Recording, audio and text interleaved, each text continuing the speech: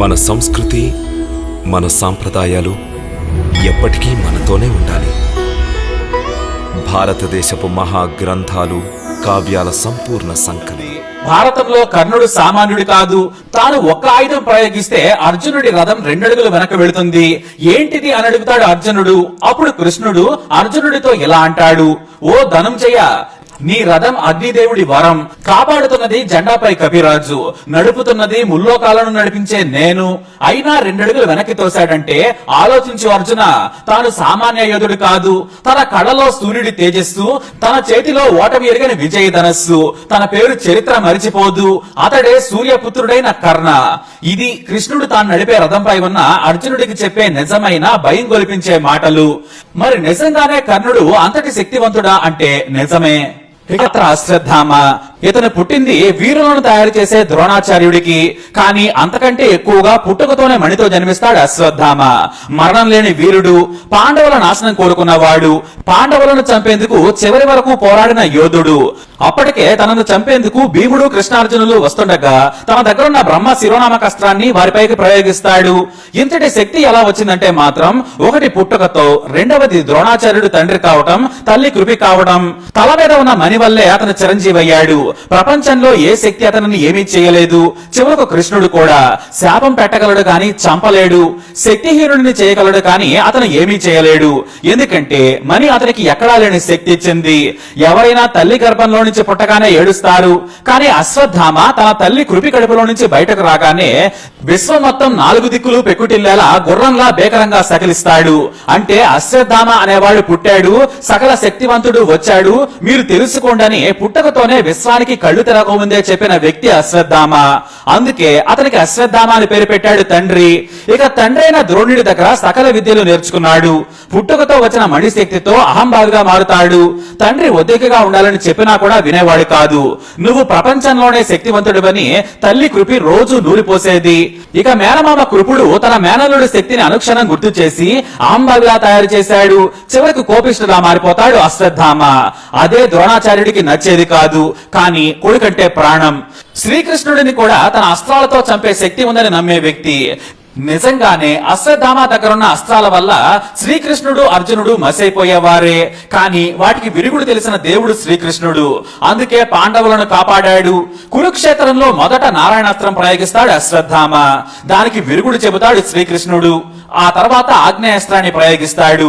ఈసారి పాండవులు నాశనమైపోతారని కృష్ణుడు, అర్జునుడు కూడా మెగలరు అనుకుంటాడు. నిజంగానే దుర్యోధనుని ప్రోద్బలంతో ఆగ్నేయాస్త్రాన్ని వేస్తాడు. మొత్తం విశ్వమే మంటల్లో కాలిపోయిందా అనేంతగా వినాశనాన్ని సృష్టిస్తాడు అశ్వత్థామ. ఆ అగ్నికేలల్లో పాండవసేన మొత్తం కాలిపోతుంది. అప్పుడు శ్రీకృష్ణుడు కూడా హతాశుడవుతాడు. కానీ అర్జునుడిని కాపాడుతాడు కృష్ణుడు. అప్పుడే స్వరలోకాలను నడిపే తననే ఇబ్బంది పెట్టాడని ఒక్కసారిగా అశ్వత్థామ తలపై ఉన్న మణివైపు కోపంగా చూస్తాడు శ్రీకృష్ణుడు. అప్పుడే పరిస్థితి గమనించిన వ్యాసుడు అక్కడికి వస్తాడు. ఏంటి కృష్ణ, భయపడ్డావా? భూలోక వీరుడైన అర్జునుడు వణికిపోయాడు.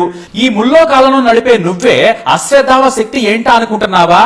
మీకు అశ్వత్థామకు తేడా ఉంది. ఇది మీకు తెలియనిది కాదు. కానీ నేను గుర్తు చేస్తున్నాను. కారణం ఏంటో తెలపాలని వచ్చాను. మీరు రుద్ర ప్రతిమకు పూజ చేస్తారు.